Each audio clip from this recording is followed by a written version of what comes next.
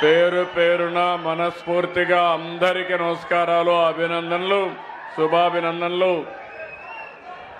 ఈరోజు నేను ఇక్కడికి వచ్చింది గంగా హారతి కృష్ణా నదీ జలాలకు ఇవ్వాలని,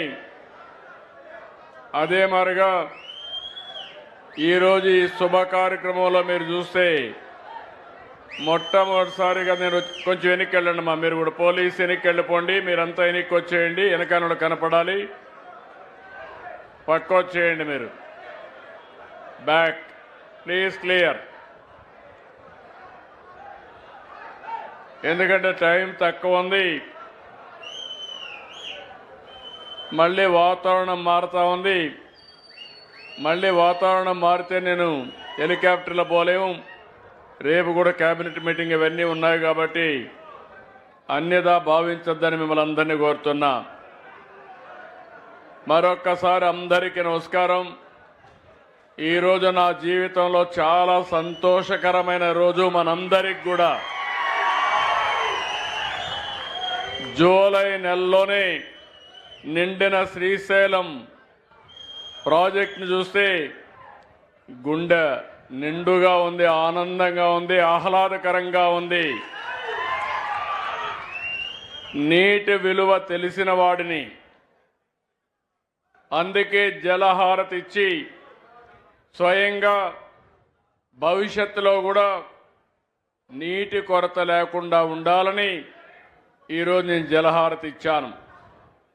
వచ్చిన వెంటనే మీరు చూస్తే చాలా సందర్భాలుగా చూశాను, కానీ జూలై నెలలో నిండుగా శ్రీశైలం ఉండడం ఒక శుభ పరిణామం. ఇంకా మన దగ్గర వర్షాలు పడలేదు, కొంచెం తక్కువగానే ఉన్నాయి. పైన వర్షాలు పడ్డాయి, ఆ వర్షాల వల్ల ఎక్కువ వరద నీళ్ళు వచ్చాయి. దీనివల్ల మనకందరికీ నీళ్ళు వచ్చి శ్రీశైలం ఫుల్ అయింది. రాయలసీమ జలాశయాలు లేకపోతే మొత్తం కూడా కృష్ణా పరివారక ప్రాంతం కళకళలాడే పరిస్థితి వచ్చింది. ఇది కృష్ణమ్మ తల్లికి మరొక్కసారి మనమందరం ప్రార్థనలు చేద్దాం, ధన్యవాదాలు తెలియజేద్దాం. 215 టీఎంసీ నీళ్లు శ్రీశైలంలో నిల్వ కెపాసిటీ. ప్రస్తుతం 200 టీఎంసీ నీళ్లున్నాయి. రోజుకి 1,70,000 క్యూసెక్స్ అంటే 17 టీఎంసీ నీళ్లు వస్తున్నాయి. సుంకేసుల, జూరాల ఇవన్నీ కూడా ఫుల్గా నీళ్లు ఫుల్ అయినాయి. అటు మీరు చూస్తే ఏదైతే పైనుండే రిజర్వాయర్లు అన్నీ కూడా ఫుల్ అయి, తుంగభద్ర కూడా ఫుల్ అయి ఆ నీళ్లన్నీ కిందకు వచ్చే పరిస్థితి వస్తూ ఉంది. ఇక్కడి నుంచి రేపటి నుంచి ఇప్పుడు మనం వదిలిపెట్టిన నీళ్లన్నీ సాగర్కి వెళ్తాయి. ఈరోజు ఒక పక్కన నేను వస్తానే మల్లికార్జున స్వామి దగ్గరికి వెళ్ళి దర్శనం చేసుకొని ప్రత్యేకమైన ప్రార్థనలు చేశాను. ఆ ప్రత్యేకమైన ప్రార్థన నా సంకల్పం నెరవేరాలని, రాయలసీమ కరువు సీమ కాకుండా రతనాల సీమ కావాలని ప్రార్థించారు. ఈ రాష్ట్రం సుభిష్టమైన రాష్ట్రంగా తయారు కావాలని చెప్పి కోరుకున్నాను. నీళ్లు మన సంపద, జలాలుంటే సంపద ఆటోమేటిక్గా సృష్టించే శక్తి మీ అందరికీ ఉంది. ఈరోజు శ్రీశైలం ఒక పవిత్రమైన పుణ్యక్షేత్రం. ఈరోజు మీరు చూస్తే ఒక శక్తిపీఠం. నాకు ఏమాత్రం అనుమానం లేదు, మల్లికార్జున స్వామి మనల్ని చల్లగా చూసినంత వరకు రాయలసీమ సుభిష్టంగా ఉంటుంది. ఇక్కడ 2 పవిత్రమైన దేవాలయాలు ఉన్నాయి.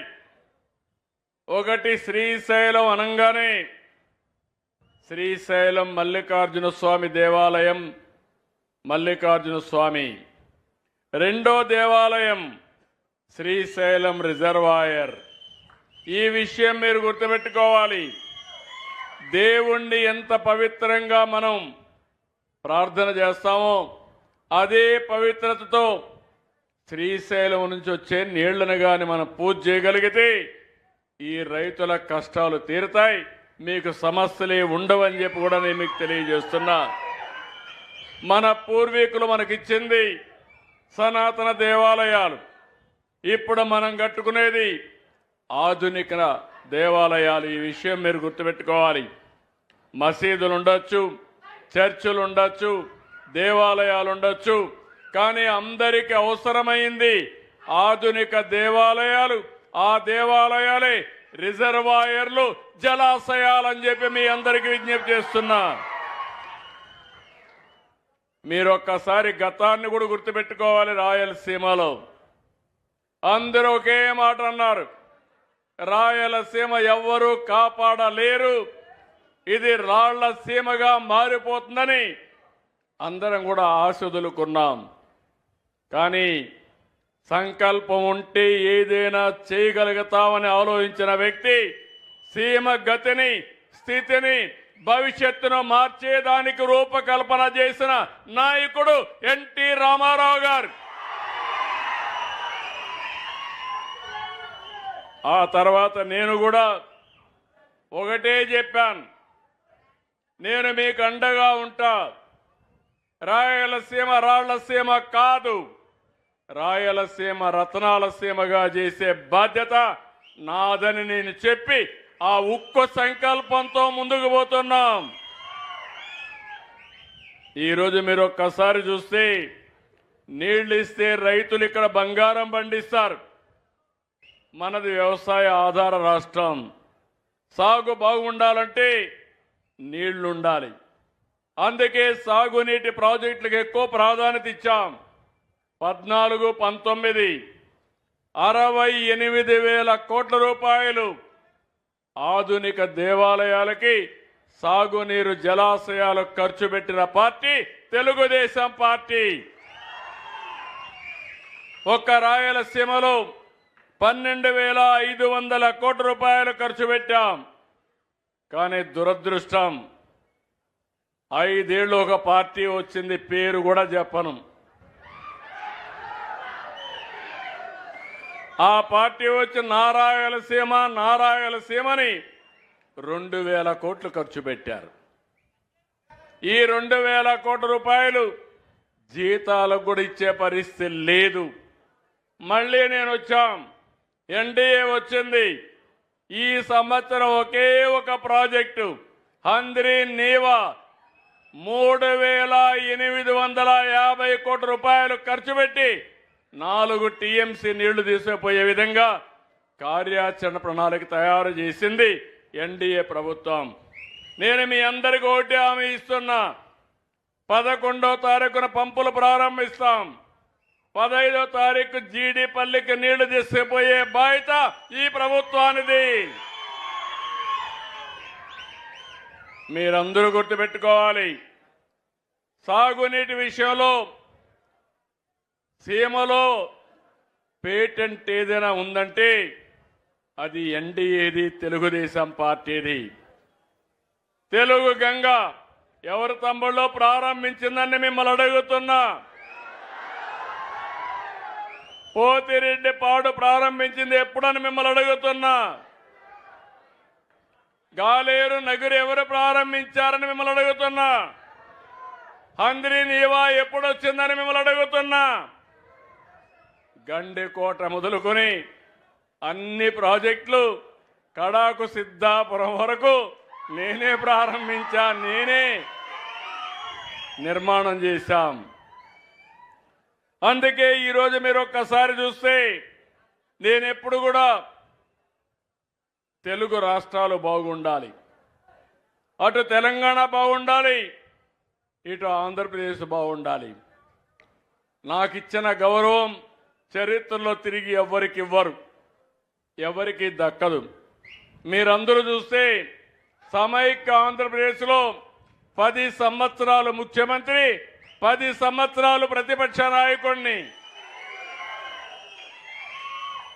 ఎవరు కూడా ఇంత సుదీర్ఘ కాలంలో ముఖ్యమంత్రిగా ప్రతిపక్ష నాయకుడిగా లేరు. విభజన జరిగిన తర్వాత మళ్ళీ రెండోసారి ముఖ్యమంత్రిని. నా ఆలోచన ఒకటి, ఎట్టి పరిస్థితుల్లో కూడా తెలుగు జాతి ప్రపంచంలోనే నెంబర్ 1గా ఉండాలనేది నా సంకల్పం. అది చేస్తాం. 9 ఏళ్ల పరిపాలన ఆ రోజు. హైదరాబాద్ ఈరోజు చూస్తే తెలంగాణ రాష్ట్రానికి తలమానికం. 70% ఆదాయం హైదరాబాద్ వల్ల వస్తుంది. అదే సమయంలో దేశంలోని ఎక్కువ తలసరి ఆదాయం వచ్చే రాష్ట్రం తెలంగాణ రాష్ట్రం. అంటే అది ఆ రోజు మనం అభివృద్ధి చేసుకున్నాం. అది కొనసాగిస్తున్నారు. కానీ మన రాష్ట్రానికి వస్తే 5 ఏళ్లు రాష్ట్రాన్ని విధ్వంసం చేశారు, పూర్తిగా నష్టం చేశారు. నేను 4వసారి ముఖ్యమంత్రి. మీరందరూ గుర్తుపెట్టుకోవాలి, చెడిపోయిన వ్యవస్థని సరిపెట్టడానికి రాత్రింపగుళ్ళు పనిచేస్తున్నా. నాకు 24 గంటలు చాలడం లేదు తమ్ముళ్ళు. ఆ విషయం మీరు గుర్తుపెట్టుకోవాలి. అయితే భగవంతుడు అందరికీ 24 గంటలే ఇచ్చాడు. ఆరోగ్యంగా ఉంటే ఇంక కొన్ని సంవత్సరాలు బతుకుతాం. బాగా చెడు అలవాట్లుంటే, చెడు ఆలోచనలుంటే తొందరగానే పోతాం. అవునా కాదా అని మిమ్మల్ని అడుగుతున్నా. అందుకే ఈరోజు మీరు చూస్తే 3,890 కోట్ల రూపాయలతో హంద్రీ నీవా కాలువల విస్తరణ, కాలువల లైనింగ్ ఇవన్నీ మొదలుపెట్టాం. నేను ఒక టార్గెట్ పెట్టాను. ఈ నెల 15కు జీడిపల్లికి నీళ్లు రావాలి. అక్కడి నుంచి PABR కానీ అక్కడి నుంచి మిగిలిన ప్రాజెక్ట్స్ అన్ని పూర్తి చేసి కింది వరకు నీళ్లు తీసుకెళ్ళాలి. ఇవన్నీ కూడా 30వ తారీఖుకి దగ్గర కుప్పానికి నీళ్లు తీసుకుపోయే కార్యక్రమానికి, మదనపల్లి వరకు నీళ్లు తీసుకుపోయే కార్యక్రమానికి శ్రీకారం చుట్టాం. ఈరోజు మీరు ఇంకొక పక్కన చూస్తే ఇక్కడ ఉండే నీళ్లు సముద్రంలోకి పోయే నీళ్లు. ఈ విషయంలో అందరూ గుర్తుపెట్టుకోవాల్సిన అవసరం ఉంది. సముద్రంలోకి పోయే నీళ్లు తెలంగాణ కానీ ఆంధ్రప్రదేశ్ రాష్ట్రం కానీ పూర్తిగా వాడుకోగలిగితే రైతులకు మేలు జరుగుతుంది. అదే నా ఆలోచన. ఈరోజు నీళ్లన్నీ ఉన్నాయి. అందుకే ఈ సంవత్సరం ముందుగానే వ్యవసాయ కార్యక్రమాలు ప్రారంభించాం. ఈరోజు మనకు పోలవరం పూర్తి అవుతా ఉంది. ఆ రోజు మీరు ఒక్కసారి ఆలోచిస్తే, నేను కానీ ముఖ్యమంత్రిగా కంటిన్యూ అయి ఉంటే, తెలుగుదేశం అధికారంలో 2019లో గెలిచుంటే ఇప్పటికి పోలవరం జాతికి అంకితమయ్యేది. ఈరోజు రాయలసీమకు నీళ్లు వస్తున్నాయంటే పోలవరం వల్ల మీకు నీళ్లు వస్తున్నాయి. ఈ విషయం మీరు గుర్తుపెట్టుకోవాలి. కృష్ణా డెల్టాకు మనం కృష్ణా వాటర్ వాడడం లేదు, పోలవరం నీళ్లు వాడుతున్నాం. 120 TMC నీళ్లు అక్కడ వాడి అక్కడి నుంచి రాయలసీమకు మిగులు నీళ్లు ఇక్కడ ఇస్తున్నాం. రేపు రాబోయే రోజుల్లో ఒకటే హామీ ఇస్తున్నా. 2021-22లో ఒక్కసారి మీరు ఆలోచిస్తే, నేను డయాఫామ్ వాల్ పూర్తి చేసి 20 అప్పట్లోనే 2020కి నీళ్లు ఇవ్వాలని ఆలోచించాం. పోలవరం అనేది మీరు గుర్తుపెట్టుకోవాలి. రాష్ట్ర రైతాంగం, ఆంధ్రప్రదేశ్కి ఇది ఒక పెద్ద వరం. గోదావరిలో ఈరోజు నీళ్లు 2000 TMC సముద్రంలోకి పోతున్నాయి. ఇది ఒక్కరోజు కాదు, 100 సంవత్సరాల చరిత్ర. సరాసరిన 2000 TMC నీళ్లు సముద్రంలోకి పోతున్నాయి. 200 TMC నీళ్లు ఇటు ఆంధ్రప్రదేశ్ వాడుకోగలిగి, అవసరమైతే 100-200 TMC నీళ్లు తెలంగాణ వాడుకుంటే 2 రాష్ట్రాలు సుభిష్టం అవుతాయని చెప్పి కూడా నేను మీకు తెలియజేస్తున్నా. నేను ఇక్కడ వాడేది వరద జలాలు, సముద్రంలోకి పోయే నీళ్లు, ఎవరు వాడని నీళ్లు మనం వాడుకునే అవకాశం ఉంటుంది. పైన తెలంగాణ ఉంది, వాళ్ళు కూడా వాడుకుంటే ఎవరికి నష్టం లేదు. ఇది అందరికీ మంచిదని చెప్పి కూడా నేను మీ అందరికీ తెలియజేస్తున్నా. నేను అందుకే పదే పదే ఈ విషయం మీ అందరికీ గుర్తు చేస్తున్నాను. రెండోది రాయలసీమ ఏం చేయాలనో నా దగ్గర బ్లూ ప్రింట్ ఉంది. రాయలసీమను ఒకటే గుర్తుపెట్టుకోండి, ఒకప్పుడు రాయలసీమ ఇప్పుడు రాయలసీమ కాదు. ఇక్కడ చూస్తే రోడ్లు ఒక్కసారి మీరు చూస్తే నెంబర్ 1 రోడ్లు దేశంలో ఎక్కడా లేని విధంగా రోడ్డు వ్యవస్థ ఇక్కడ ఉంది. అవునా కాదా అని మిమ్మల్ని అడుగుతున్నా. అన్ని రోడ్లు బ్రహ్మాండమైన రోడ్లు వస్తాయి. నేషనల్ హైవేస్ బాగా ఉంటాయి. స్టేట్ హైవేస్ కూడా బాగా వేస్తాం. ఈ తర్వాత ఇరిగేషన్ అన్ని పూర్తి చేస్తాం. రాయలసీమలో హార్టికల్చర్ హబ్గా తయారవుతుంది. మీరందరూ కూడా గుర్తుపెట్టుకోవాలి, ప్రపంచంలో ఆహారపు అలవాట్లు మారుతున్నాయి. ఒకప్పుడు అందరూ వరిధాన్యమే తినేవాళ్ళం. రాయలసీమలో ఒకప్పుడు వరిధాన్యం కాకుండా బియ్యం కాకుండా మనమంతా రాగులు, సజ్జలు, జొన్నలు, కొర్రలు తినేవాళ్ళం. కానీ ఎన్టీ రామారావు గారు వచ్చిన తర్వాత 2 రూపాయలు పెట్టిన తర్వాత అందరికీ బియ్యం అలవాటు అయిపోయింది. ఇప్పుడు డబల్ పాలిష్ చేసుకునే పరిస్థితికి తెల్లగా ఉండాలి. తెల్లగా ఉండే భోజనం స్టేటస్ సింబల్ అయిపోయింది. కానీ మనం తినేది కార్బోహైడ్రేట్స్. దీనివల్ల అందరూ షుగర్ పేషెంట్లు అయిపోతున్నారు. చిన్న వయసులోనే డయాబెటిక్స్ వచ్చేసే పరిస్థితి వస్తూ ఉంది. దానిపైన టెన్షన్ హైపర్ టెన్షన్ వస్తుంది. అన్ని ప్రాబ్లమ్స్ వస్తున్నాయి. ఇప్పుడు మళ్ళీ ప్రపంచమంతా కూడా మిల్లెట్స్కి వెళ్ళిపోతున్నారు. రాగులు, సజ్జలు, జొన్నలు, పప్పు ధాన్యాలు వీటికన్నిటికి వెళ్ళిపోయే పరిస్థితికి వచ్చారు. ఒకప్పుడు ఇంత డిమాండ్ లేదు కాయగూరలకి, పళ్ళకి ఇంత డిమాండ్ లేదు. ఇప్పుడు ప్రపంచమంతా పళ్ళకు కూడా డిమాండ్ వచ్చే పరిస్థితి వచ్చింది.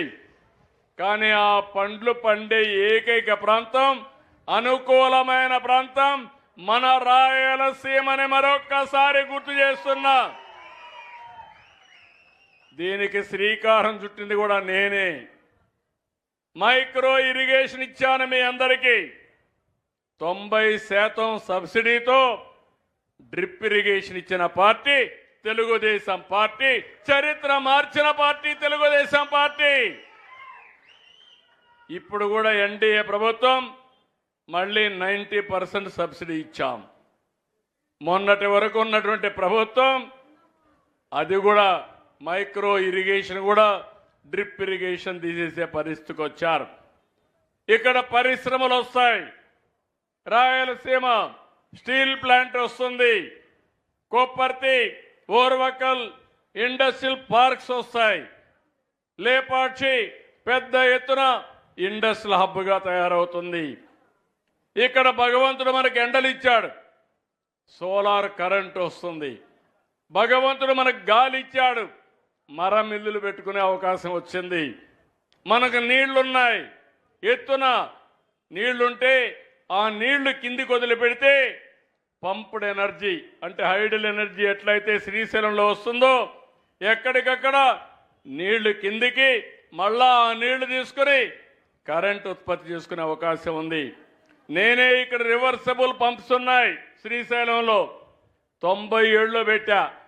దేశంలో ఎక్కడా లేనప్పుడు పీక్ లోడ్ ఫ్యాక్టర్ ప్రాబ్లం వస్తే రోజంతా కరెంట్ ఉంటుంది, సాయంత్రం కరెంట్ దొరకదంటే అప్పట్లో అవి పెట్టి సాయంత్రం మాత్రం ఆపరేట్ చేసేవాళ్ళం. ఇలాంటి కార్యక్రమాలు ఇప్పుడు ఎక్కువగా ఇక్కడ గ్రీన్ ఎనర్జీ వస్తుంది, టూరిజం వస్తుంది, హైవేలు బాగున్నాయి, పారిశ్రామిక కారిడార్లు వస్తాయి. ఇండస్ట్రీలో ఏ జిల్లాలో ఏమేం చేయాలనో నాకు ఒక స్పష్టత ఉంది. లేపాక్షి, ఓర్వకల్ ఒక కారిడార్గా defence, aerospace, electronic city, automobile, drone, green energy ఇవన్నీ వస్తాయి. ఈరోజు మనం చూస్తే సూడూరుపేట దగ్గర ఏదైతే సెటిలైట్ లాంచింగ్ ప్యాడ్స్ ఉన్నాయి అక్కడ ఏరో సిటీ వచ్చి ప్రైవేటు పెట్టుబడులు కూడా పెద్ద ఎత్తున వస్తాయి. నేను ఒకటే మిమ్మల్ని అందరినీ కోరుతున్నా, మీరు ఆలోచించుకోవాలి. శ్రీశైలం, తిరుపతి, ఒంటిమిట్ట, కాళహస్తి, కాణిపాకం, అహోబిలం, మంత్రాలయం, పుట్టపర్తి, కడప దర్గా, ఇవన్నీ పెద్ద ఆస్తులు, మనకు పవిత్రమైన ఆస్తులు. ఎవరైనా ఆంధ్రప్రదేశ్లో మాట్లాడితే కడప దర్గాకు రావాలనే ఆలోచన ఉంటుంది. హిందువులైతే నేరుగా వెంకటేశ్వర స్వామి దర్శనం చేసుకోవాలని ఉంటుంది. ఈ మధ్య కాలంలో శ్రీశైలం, మల్లికార్జున స్వామి ఇక్కడ చూస్తే ఒక పవర్ఫుల్ క్షేత్రంగా, ఏదైతే శక్తి పీఠంగా ఇది ముందుకు పోయే పరిస్థితి వస్తుంది.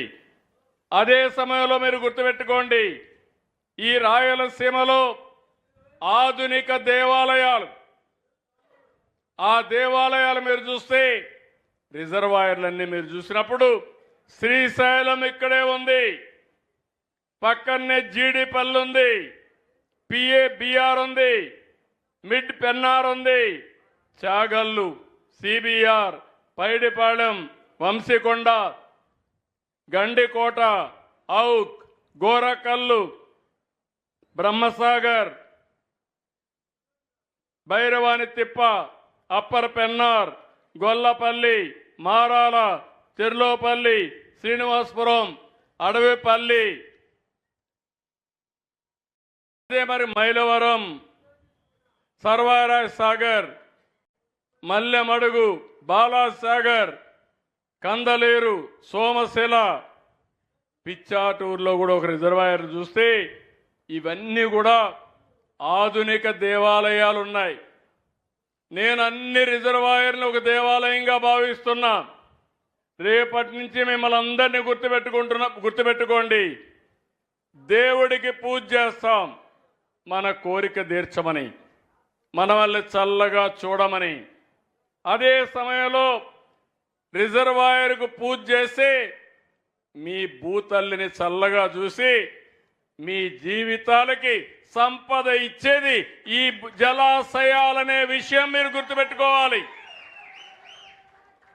అందుకే ఇవన్నీ కూడా ఆధునిక దేవాలయాలు. ఒక్కసారి చరిత్రలోకి పోతే ఈ ఆధునిక దేవాలయాలు మెజారిటీ కట్టింది తెలుగుదేశం పార్టీ, నేనే కట్టాను. భగవంతుడు నాకు అవకాశం ఇచ్చాడు. కొంతమందికి భగవంతుడు అవకాశం ఇచ్చినా సద్వినియోగం చేసుకోలేకపోయారు. అందుకే ఈరోజు ఇవన్నీ పూర్తి చేస్తాం. ఈరోజు మనకు నదులు మీరు చూస్తే కృష్ణ, గోదావరి, పెన్నా, వంశధార, ఇలాంటి నదులన్నీ ఉన్నాయి. నేను అందుకనే ఆలోచించాను, మన రాష్ట్రంలో ఇంట్రా రివర్ లింకేజ్ కావాలి అంటే వంశధార నుంచి పోలవరానికి రావాలి, పోలవరం నుంచి బనకచెర్లకు రావాలి. అప్పుడు ఒక్కొక్కసారి కృష్ణాలో నీళ్లు రాకపోయినా నేరుగా పోలవరం నుంచి బనకచెర్లకు నీళ్లు వస్తే ఇంకా కరువు అనే మాటే ఉండదు. అది నా సంకల్పం అని మరొక్కసారి మీ అందరికీ తెలియజేస్తున్నా. మనకు మీరు చూస్తే తెలుగు గంగ ఉంది, కేసీ కెనాల్ ఉంది, ఎస్ఆర్బిసి ఉంది, నగిరి గాలేరు ఉంది, హంద్రి నీవా ఉంది. దీని కింద ఈ ప్రాజెక్టులన్నీ ఉన్నాయి. ఈ ప్రాజెక్టులన్నీ కూడా పూర్తి చేసే బాధ్యత తీసుకుంటాం. ఈ సంవత్సరం మీరు ఒక్కసారి చూస్తే మన రాష్ట్రంలో మేజర్ ఇరిగేషన్ కానీ మీడియం ఇరిగేషన్ కానీ అన్నీ కూడా చూస్తే 1004 టీఎంసీ నీళ్లు పొదుపు చేసుకునే అలవాటు, నిల్వ చేసుకునే అవకాశం ఉంది.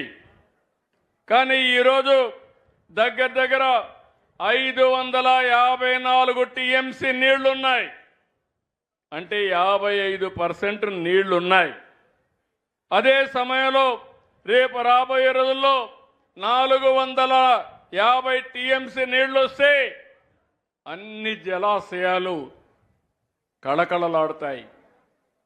పూర్తిగా అన్ని జలాశయాల్లో నీళ్లు పెట్టుకుంటే, మనం నీటిని సమర్థవంతంగా ఉపయోగించుకుంటే కరువు అనే మాట వచ్చే పరిస్థితి రాదు.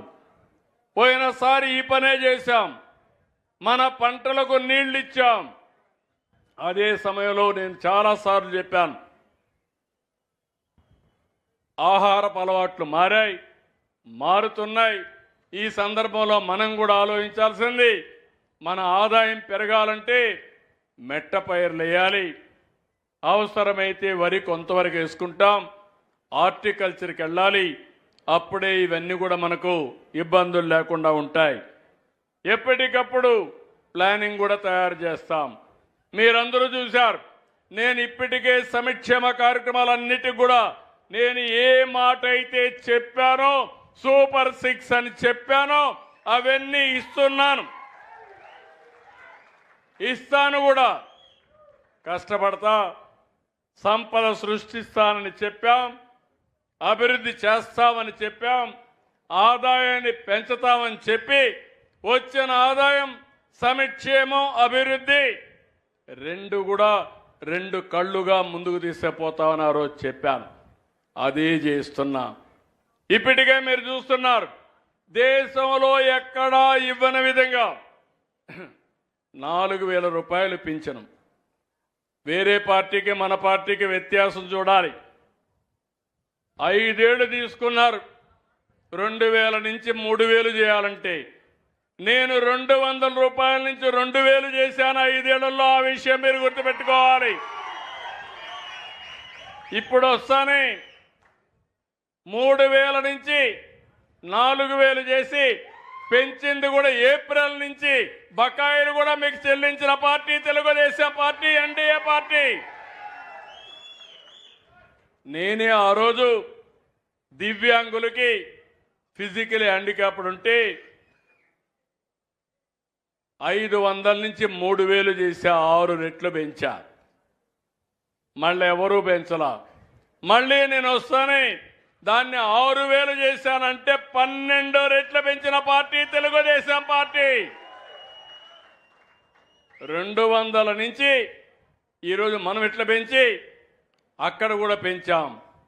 ఇంకో పక్కన ఎవరైనా కిడ్నీ పేషెంట్ ఉంటే, అనారోగ్యం పాలైతే 10,000 ఇచ్చాం. బెడ్కి పరిమితమైన వాళ్ళకి 15,000 ఇచ్చాం. నేను సవాలు విసురుతున్నా, దేశంలోనే కాదు ప్రపంచంలో ఎక్కడా ఇవ్వని విధంగా పింఛన్లు ఇచ్చే పార్టీ ఎన్డీఏ పార్టీ అని మరొక్కసారి విజ్ఞప్తి చేస్తున్నా. దీంతో నేను ఆగల. చెప్పినట్టు అన్ని చేయడం కోసం 200 అన్నా క్యాంటీన్లు పెట్టాం. ఇంకొక 75 పెడతాం. ఏ దేవాలయాలకు పోయినా మీరు లక్షణంగా భోంచేసే విధంగా అన్ని దేవాలయాల్లో అన్నదానం క్యాంటీన్లు పెట్టి దాన్ని కూడా పూర్తిగా ముందుకు తీసుకుపోతున్నాం. ఇంతేకాదు, ఈరోజు మీరు చూస్తే తల్లికి వందనం ఇస్తాను. ఇచ్చిన మాట ప్రకారం ఎంతమంది పిల్లలుంటే అంతమంది పిల్లలకి తల్లికి వందనం ఇచ్చిన పార్టీ అండి. అవునా కాదా అని మిమ్మల్ని అడుగుతున్నా. ఏం తమ్ముళ్ళు, 6 మంది పిల్లలుంటే 90,000 ఇచ్చాం. 7 మంది పిల్లలుంటే 1,05,000 ఇచ్చాం. అది ఆ కమిట్మెంట్ తోనే ముందుకు పోయాం. 10 మంది పిల్లలుంటే 1,50,000.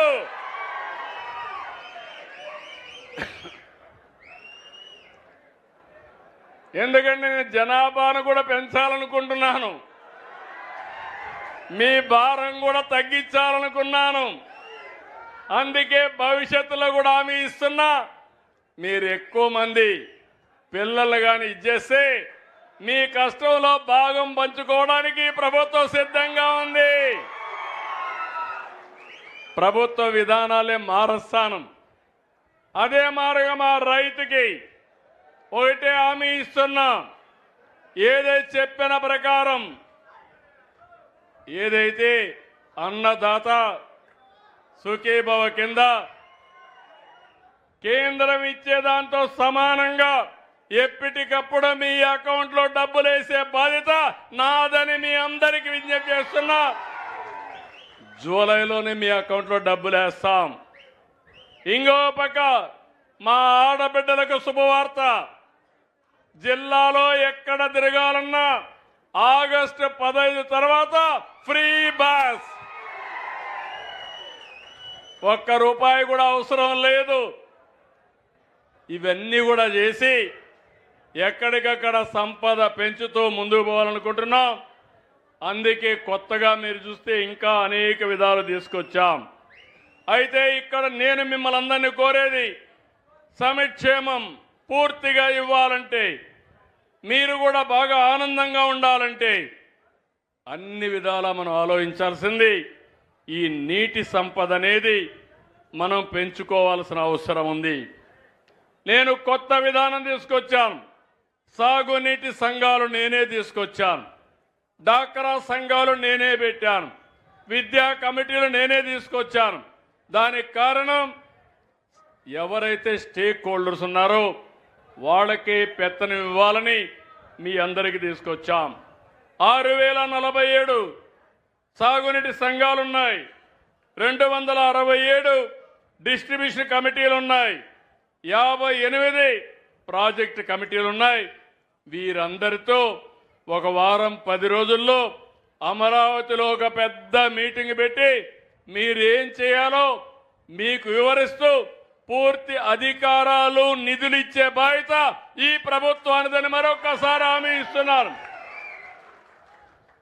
దానిపైన మీరందరూ కూడా చెరువు చూసుకోవడమే కాదు, ఈరోజు 2 విషయాలు మీరు గుర్తుపెట్టుకోవాలి. ఒకటి, చెరువులు, రిజర్వాయర్లు, పెద్ద పెద్ద ప్రాజెక్టులు, జలాశయాలు. దీంట్లో వచ్చే నీళ్లన్నీ మనం వాడుకుంటాం. రెండోది, భూమిని ఒక జలాశయంగా మార్చుకోవడం, భూగర్భ జలాలను పెంచుకోవడం. ఎప్పుడైతే భూగర్భ జలాలు పెరుగుతాయో, దగ్గర నేను కొత్త సిద్ధాంతాన్ని ఎప్పటి నుంచో చెప్పాను, మళ్ళీ మాట్లాడుతున్నాను.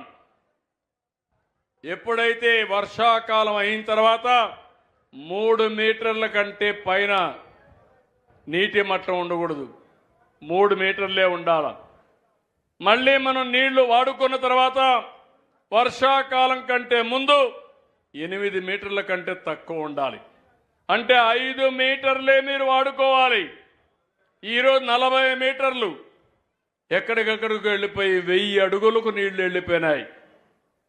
దానివల్ల అనేక సమస్యలు వచ్చాయి. అందుకే నీటి సంరక్షణ కోసం నేను అనేక కార్యక్రమాలు, చెక్ డ్యాములు కట్టడం, కంట్రోల్ ట్రెంచెస్ కొట్టడం, ఫామ్ పాండ్స్ కట్టడం, ఇలాంటి అనేక కార్యక్రమాలు చేశాం. మళ్ళీ ఈ బాధ్యత ఈ సాగునీటి సంఘాలను కూడా ఇన్వాల్వ్ చేసి మీ ప్రాంతంలో భూగర్భ జలాలను పెంచే బాధ్యత కూడా మీకే అప్పచెప్తామని చెప్పి కూడా నేను మీకు తెలియజేస్తున్నా. మన రాష్ట్రంలో 20 మీటర్ల కంటే లోతుగా 11.2% ఉంది. 20 మీటర్లు 30.3% ఉంది. 2 కలిసి 41%. 8 మీటర్ల కంటే ఎక్కువగా, 20 కంటే ఎక్కువగా ఉండే పరిస్థితి వచ్చింది. అక్కడ కానీ భూగర్భ పరిరక్షణ చేయగలిగితే, జలాలు పెంచగలిగితే మనకు ఇంకా రాబోయే రోజుల్లో కరువు అనే మాట లేదు. రైతులు ముందుకొస్తే కుసుమ కింద మీకు సోలార్ పంప్ సెట్ పెట్టుకోవడానికి 100% మేమే డబ్బులు ఇస్తాం, పెట్టిస్తాం. మీరు కింద నుండే భూగర్భ జలాలు వాడుకోవచ్చు. కరెంటు మిగిలితే డిపార్ట్మెంట్కి ఇస్తే మీకు డబ్బులు ఇస్తాం. మీ కరెంటు కావాలంటే మీ ఇంటికి వాడుకోవచ్చు. మీ ట్రాక్టర్కి, కారుకు, సైకిల్కి, మోటార్ బైక్కి ఛార్జ్ చేసుకుని ఎలక్ట్రికల్ వెహికల్స్ పెట్టుకుంటే ఎక్కడికి తిరగాలన్నా ఫ్రీ, నీళ్లు పంప్ చేయాలన్నా ఫ్రీ, ఇంటికి కరెంటు కూడా కట్టే పరిస్థితి ఉండదు. ఇది ఆలోచించాల్సిందిగా రైతులందరినీ కోరుకుంటున్నా. నేను తీసుకొచ్చే ప్రతి ఒక్క విధానం, ఈ ప్రభుత్వం తెచ్చే ప్రతి ఒక్క విధానం మీ జీవితాల్లో మార్పు తేవాలని ఆలోచిస్తున్నాం. నేను ఒకటే హామీ ఇస్తున్నా. ఈరోజు మనందరం కూడా గుర్తుపెట్టుకోవాల్సింది, ఒక పవిత్రమైన రోజు, జలహారతి ఇచ్చిన రోజు. మొట్టమొదటిసారిగా మనం చూస్తే అనుకున్న సమయానికంటే ముందే వరదొచ్చి ఈరోజు శ్రీశైలం ప్రాజెక్టు కళకళలాడే రోజు. ఎప్పుడూ ఇదే విధంగా ఉండాలని, ఈ రాష్ట్రంలో అన్ని జలాశయాలు పూర్తిగా నిండాలని, భూగర్భ జలాలు పెంచుకోవాలని, రైతుకు నీటి ఎద్దడి లేకుండా, తాగడానికి నీటి సమస్య లేకుండా, ఇండస్ట్రీకి పుష్కలంగా నీళ్లు ఇచ్చి పెద్ద ఎత్తున పెట్టుబడులు ఆకర్షించే విధంగా కార్యక్రమాలు చేపట్టే విధంగా ఉండాలని మరొక్కసారి మల్లికార్జున స్వామిని ఆంధ్ర ప్రజానీకం తరపున ప్రార్థిస్తూ, మీరందరూ కూడా పరోక్షంగా వరాలిచ్చే దేవుడైతే ప్రత్యక్షంగా సహకరించే ప్రజా దేవుళ్ళు మీరందరూ ఆలోచించుకోవాల్సిన అవసరం ఉంది. నేను చెప్పేది నా కోసరం కాదు, జాతి కోసరం, మీ భవిష్యత్తు కోసరం. నేను చెప్పే విషయాలు మీరు చూసుకున్న తర్వాత మళ్ళీ కులం అనేది అడ్డం వస్తే, మతం అనేది అడ్డం వస్తే, ప్రాంతం అనేది అడ్డం వస్తే మనకు మంచి జరగదు. మనకు కావాల్సింది ఏ ప్రభుత్వం వల్ల లాభం వస్తుంది, ఏ ప్రభుత్వ విధానాల వల్ల మన జీవితాలు బాగుపడతాయో దానికి మీరు మద్దతిస్తే, మీరు సహకరిస్తే దానివల్ల మనం బాగుపడతాం, మన పిల్లలు బాగుపడతారు, భవిష్యత్తు బంగారు భవిష్యత్తు అవుతుంది. ఇది ఆలోచించమని మరొక్కసారి కోరుకుంటూ, ఈరోజు ఇక్కడికి వచ్చినప్పుడు మీరు చూపించిన అభిమానానికి నేను వస్తామంటే చూస్తున్నా. ఇండల్లో నుంచి చిన్న పిల్లలు రోడ్డు మీదకి వచ్చి తల్లికి వందనం ఇచ్చిన దానికి నాకు 2 వేళ్లు చూపించి కృతజ్ఞతాభావంతో పిల్లలు, తల్లులు, అదే మరి ఈ ప్రభుత్వ విధానాల వల్ల మీరు కూడా ఎక్కడికి వచ్చినా కూడా ఒక ఆనందంగా నవ్వు ముఖాలు చూస్తున్న 5 ఏళ్ళు రాష్ట్రంలో నవ్వు అనేది కనపడలా. అందరికీ ఇబ్బందులే, ఎవరైనా నవ్వితే కొట్టే ఆ రోజు పాలకులు, ఇప్పుడు మిమ్మల్ని నవ్వించి పాలన చేసే పాలకులం. ఎంత డిఫరెన్స్ ఉందో ఆలోచించుకోమని మిమ్మల్ని కోరుకుంటూ, అందరి శుభిష్టాన్ని మరొక్కసారి బాగుండాలని ప్రార్థిస్తూ మీకు అందరికీ నమస్కారాలు. జై హింద్, జై జన్మభూమి.